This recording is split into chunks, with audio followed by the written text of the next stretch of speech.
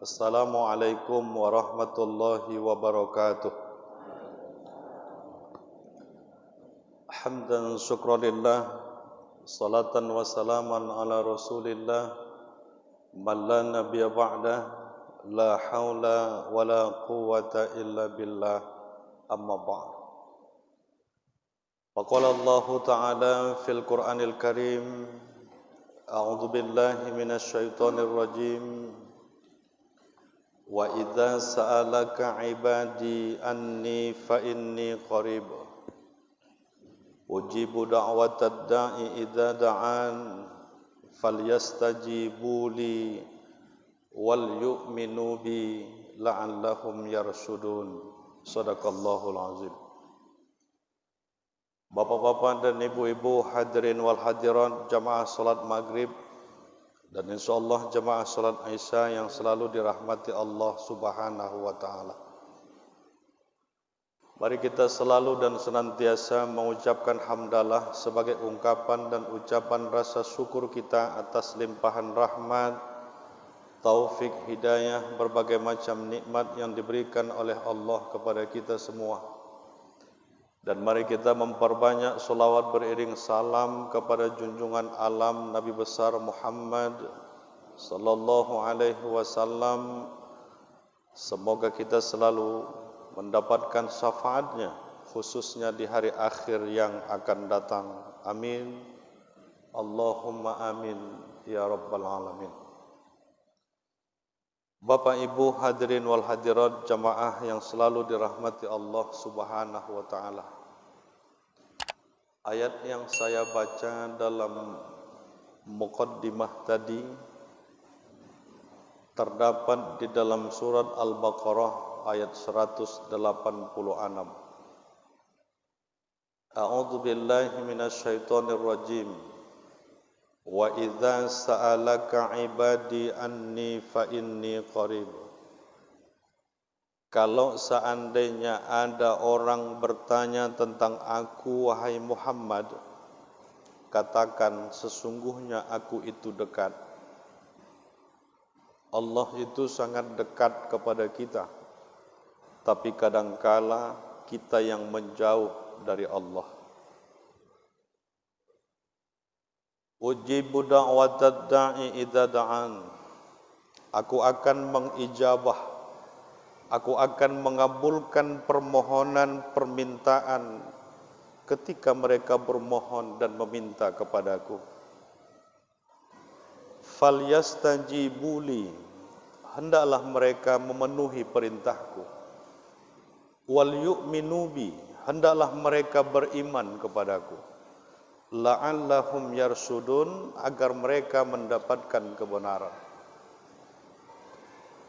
Bapak Ibu jamaah yang dirahmati Allah, di dalam ayat ini Allah Subhanahu wa taala menerangkan kepada kita bahwa Allah akan mengijabah doa-doa kita. Hampir setiap saat, khususnya habis solat baik wajib maupun sunat, kita selalu berdoa. Ada orang yang berdoa mengangkat tangan, bahkan mengangkat tangan itu ada yang tinggi sampai di atas kepala. Ada yang biasa saja sampai muka. Ada yang sebahu, ada yang di perut, bahkan ada yang meletakkan tangannya di atas lututnya. Bahkan ada juga yang berdoa dengan tidak mengangkat kedua tangannya. Hatinya bermohon kepada Allah. Ada yang punya lafaz sampai-sampai dihafal. Rabbana zalamna anfusana wa illam taghfir lana wa tarhamna lanakunanna minal khasirin. Dihafal. Semua kita ingin doa-doa kita diijabah Allah. Ada tempat-tempat doa yang diijabah. Di mana itu? Multazam. Di mana multazam itu? Multazam itu antara pintu Ka'bah dan Hajarul Aswad. Semua jemaah haji, semua jemaah umrah, ketika sampai ke Ka'bah, mereka mengejar multazam hanya untuk meletakkan dada, menyandarkan tangan, pipi kanan, pipi kiri, bermohon dan berdoa kepada Allah. Karena itu adalah tempat yang diijabahnya doa-doa kita. Cuman mendapatkan tempat itu berdesak-desakan. Ada yang sampai tarik-tarikan. Itu multazam. Kemudian sampai kepada Hijr Ismail, masuk ke dalam pancuran emas. Salat 2 rakaat, meminta dan memohon kepada Allah, Ya Rabb, Ya Rahman, Ya Rahim. Semua kita bermohon di tempat itu. Di Rukun Yamani, di Bukit Sofa, di Bukit Marwah, dan semua sudut-sudut itu kita gunakan hanya untuk memohon kepada Allah. Begitu juga di Madinatul Munawwarah. Ada dulu lagu Taman Raudhah, tempat himpun doa. Raudhah antara mimbar dan rumah Rasulullah yang sekarang makamnya, itulah Raudhah. Kalau ingat kita, warna karpetnya hijau muda. Dan mendapatkan tempat itu berdesak-desakan. Apalagi habis sholat subuh,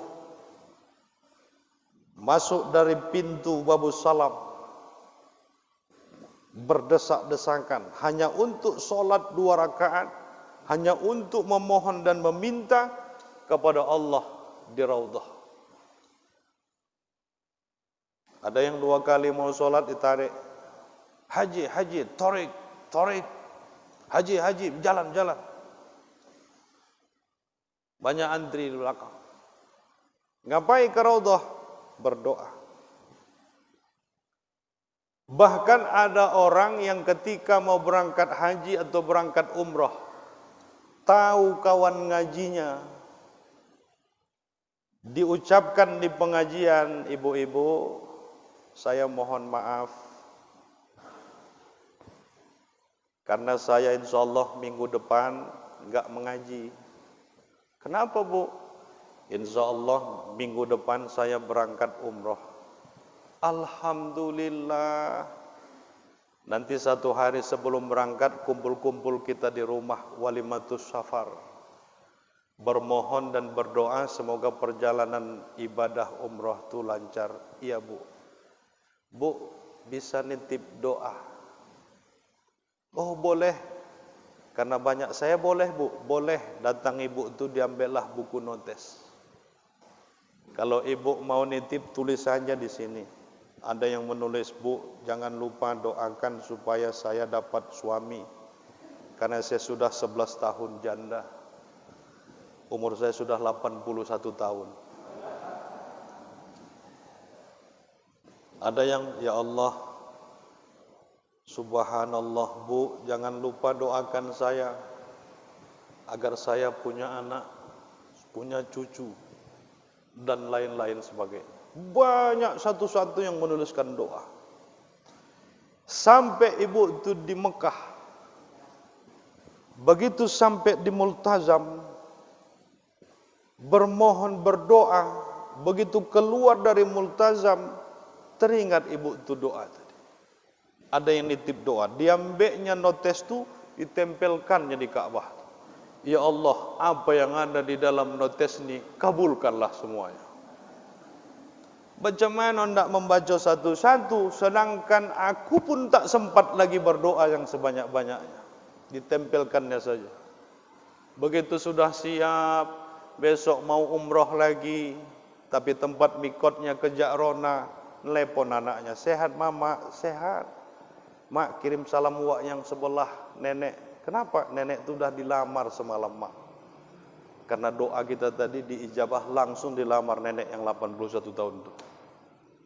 Ijabah doa. Tidak hanya di Madinah, tidak hanya di Mekah, tapi juga di negara kita nih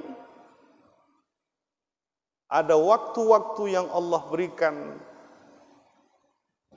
kemakbulan terhadap doa-doa kita. Kapan itu? Hari Jumat ketika khatib duduk di antara dua mimbar. Barakallahu li wa lakum fil Qur'anil azim wa nafa'ni wa iyyakum bima fihi minal ayati wa dzikril hakim wa taqabbala minni wa minkum tilawatahu innahu huwal ghafurur rahim.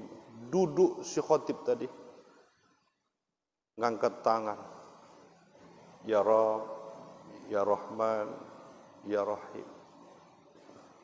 Jemaah pun ada satu dua makmum yang ikut mengangkat tangan. Makanya ibu-ibu diperintahkan Rasulullah ketika hari Jumat dekati masjid,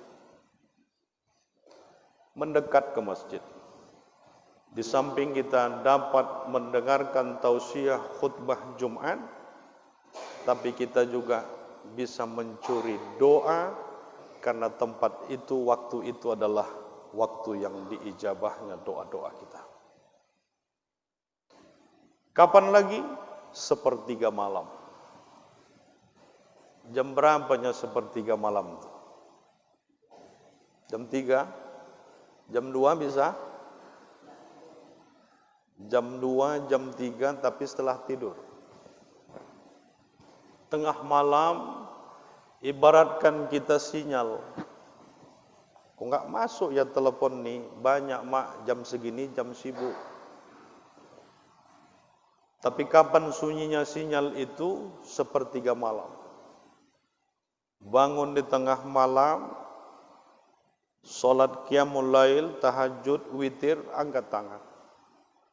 Bermohon dan berdoa. Insya Allah. Kapan lagi diijabahnya doa? Ketika azan berkumandang. Habis azan sebelum qomat, doa itu diijabah. Bahkan di dalam solat kita sendiri itu ada yang diijabah Allah. Kapan itu? Ketika tasyahud, duduk antara dua sujud. Rabbighfirli, itu kan doa. Warhamni, ampuni aku, sayangi aku. Itu adalah merupakan doa. Kemudian sujud yang terakhir.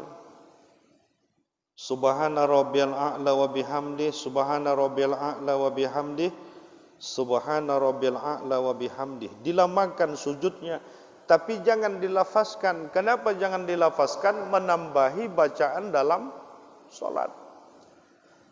Apabila menambah-nambah bacaan, menambah-nambah gerakan yang bukan termasuk rukun, baik itu qauliyah maupun fi'liyah dalam solat, maka batal solatnya.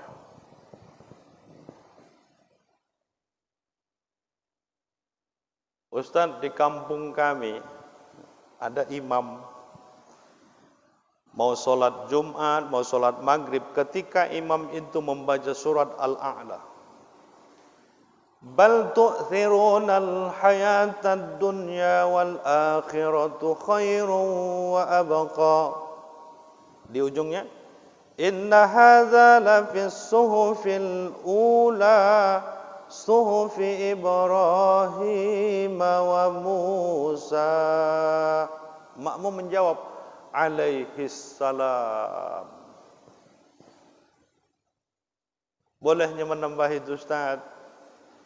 Atau ada imam membaca ghairil maghdubi alaihim waladdallin.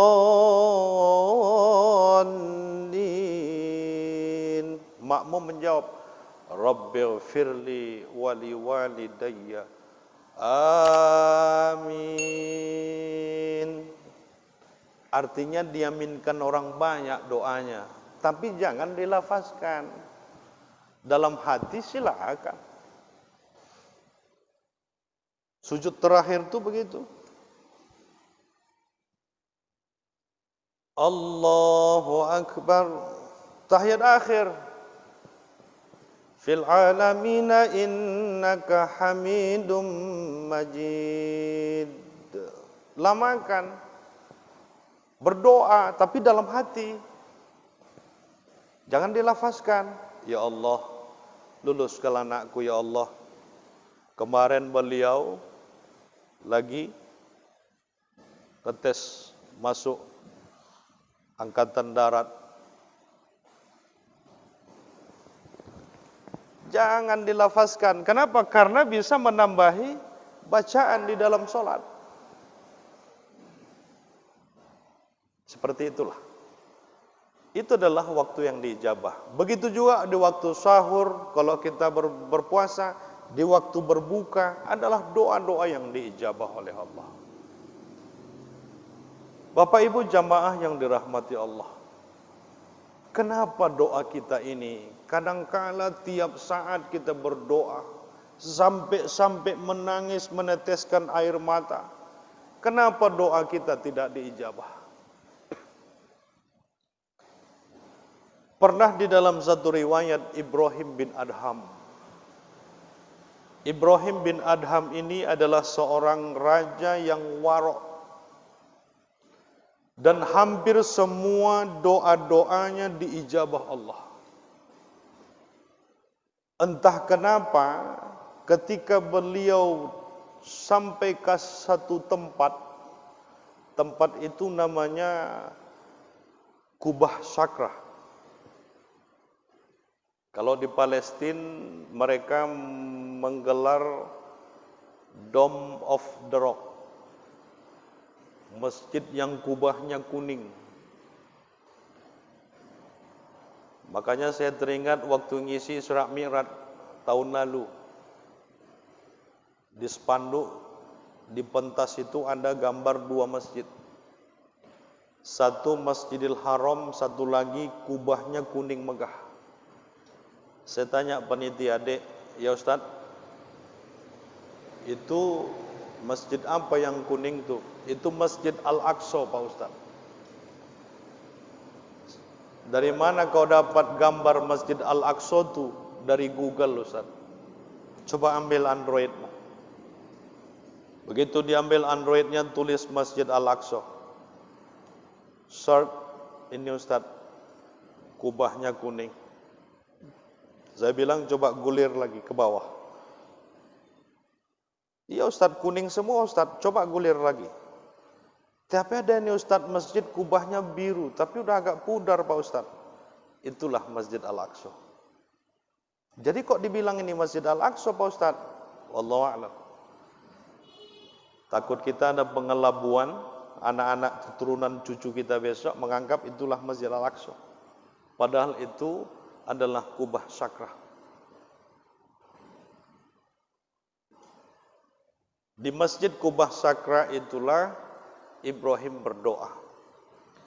Ketika Ibrahim berdoa, ada dua malaikat yang berkata-kata, kasihan Ibrahim. Sudah 4 bulan doanya tidak diijabah Allah. Loh, kenapa? Bukankah setiap doanya diijabah Allah? Ya. 4 bulan yang lalu ketika beliau berada di Mekah, beliau membeli kurma. Setelah dia membeli kurma, dibungkus, ditimbang, dikasih, dibayar, ada satu butir kurma yang jatuh di dekat meja timbangan, diambil Ibrahim bin Adham, dia kopek, dia buang bijinya, dia makan, dia kunyah sampai masuk ke dalam perutnya. Karena itulah doanya tertolak, karena dia memakan yang bukan miliknya. Ibrahim bin Adham mendengar itu, dia bergegas, berkemas, balik kemudian ke Mekah, menjumpai penjual kurma tadi. Perjalanannya 4 bulan. Dari Masjidil Haram, Mekah, ke Kubah Sakra. Sampai di Mekah dicari mana yang punya kurma itu. Dulu seorang kakek-kakek penjualnya, dia ingat tokonya, dia datangi, tapi seorang anak muda. Ibrahim bin Adham bertanya, wahai anak muda, bisakah saya bertemu dengan seorang kakek-kakek yang 8 bulan lalu jual kurma di tempat ini? Anak muda itu bilang, mohon maaf Pak, tak bisa ketemu lagi karena ayah itu sudah meninggal, sudah berpulang ke rahmatullah. Loh, kamu siapa? Saya adalah anak almarhum. Ada apa Pak mencari ayah saya? Dulu 8 bulan yang lalu saya beli kurma di tempat ini. Ternyata setelah ditimbang saya bayar, ada satu kurma, satu butir jatuh di dekat meja timbangan yang saya pikir itu punya saya. Saya ambil, saya makan, padahal itu tidak masuk ke dalam timbangan. Saya mohon kepada Ananda untuk menghalalkan sebutir kurma itu. Apa kata anak muda itu? Kalau saya Pak, tak ada masalah. Tapi ahli waris almarhum itu bukan saya sendiri. Masih ada 11 orang saudara-saudara saya lagi. Ibrahim bin Adham terus mengejar. Bisakah kamu tuliskan di mana alamat mereka? Kalau Medan nih Pak, di Padang rata-rata. Yang paling dekat cuman Padang Bulat. Ada yang di Padang Panjang, ada yang di Padang Bola. Tapi Ibrahim bin Adham karena ingin meminta penghalalan sebutir kurma itu, dia temui satu-satu. Setelah semuanya menghalalkan sebutir kurma itu, barulah Ibrahim bin Adham berdoa kembali dan doanya diijabah Allah. Bayangkan itu. Gara-gara memasukkan ke dalam mulut, singgah di perut, mengalir menjadi darah, doanya tertolak dan tidak diijabah Allah. Apa yang terjadi hari ini kepada kita? Kemarin waktu ngisi pengajian ibu-ibu, begitu dah siap ngaji mau pulang, Ustadz, bisa sebentar saya cerita? Silakan Bu. Listrik saya Pak Ustadz. Maksud Ibu? Listrik saya Pak Ustadz enggak pernah masuk meteran.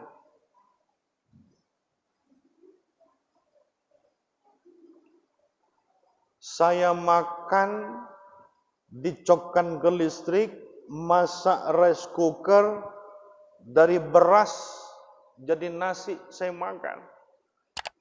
Listrik saya ini enggak masuk meteran Pak Ustaz. AC saya Pak Ustaz, saya nyaman tidur, tidak berkeringat. Tapi kenyamanan itu karena hasil cokan listrik yang tidak masuk meteran Pak Ustaz. Kulkas saya Pak Ustaz, dari luar saya kepanasan, ketika saya buka kulkas, adem ayam, minum, buah, mengalir, tapi dinginnya tidak masuk meteran. Apakah saya berdosa Pak Ustaz? Tiap hari saya bermohon penyakit saya disembuhkan. Ternyata Allah tidak menyembuhkan. Mendengar kisah tadi Pak Ustaz, minta ampun aku kepada Allah. Besok dia jumpai suaminya, dia bilang, bang semua masukkan ke meteran. Kena 1 bulan 1.400.000. Selama ini cuma 180.000. Tapi 2 bulan ibu itu membersihkan semuanya, sehat dia. Tak pernah lambungnya mengulah, biasanya asal terlambat sikit. Asalkan ada pikiran yang tidak terpecahkan, naik asam lambungnya. Tapi setelah bersih semua, barulah dia merasakan kenikmatan hidup. Ternyata selama ini doa-doa kita tertolak karena masih ada hal-hal yang haram yang kita masukkan ke dalam tubuh, yang kita pakai dalam kebutuhan kita sehari-hari. Apa yang terjadi? Kita penjual, ketika kita menjual barang dagangan kita kurangi 1 titik saja. Tidak sampai kepada batas kilo yang dia beli. Hati-hati. Sekian garis itu ternyata sudah termasuk haram. Dalam kaidah usul fikih, sesuatu yang haram dicampurkan dengan yang haram, maka semua akan menjadi haram. Ada satu kios kecil. Wah, beli minyak makan 1/4. Oh ya, nih. Wah, gula 1 kilo. Nih, masuk ke dalam laci. Wah, beli ini. Ambil, masuk ke dalam laci. Rupanya ada 2 botol minuman yang dia jual. Wah, ada minuman ini. Ada berapa botol? 3, tinggal 2. Berapa wak? Sekian. Nah, ambil. Ketika dari hasil jual beli yang haram ini, hasilnya uang tadi kita masukkan ke dalam laci, maka 1 laci uang itu akan menjadi haram. Itulah kaidah usul fikih. Jangan mencampur adukkan yang haram dengan yang halal. Kenapa? Karena akan menjadi haram. Ada dulu pepatah, gara-gara nila setitik, rusak susu sebelah. Saya punya desa binaan di Deli Serdang. Nama desanya Perbarakan. Masuk ke Perbarakan, semua orang Banjar, Banten, tapi di ujung sana ada orang Karo.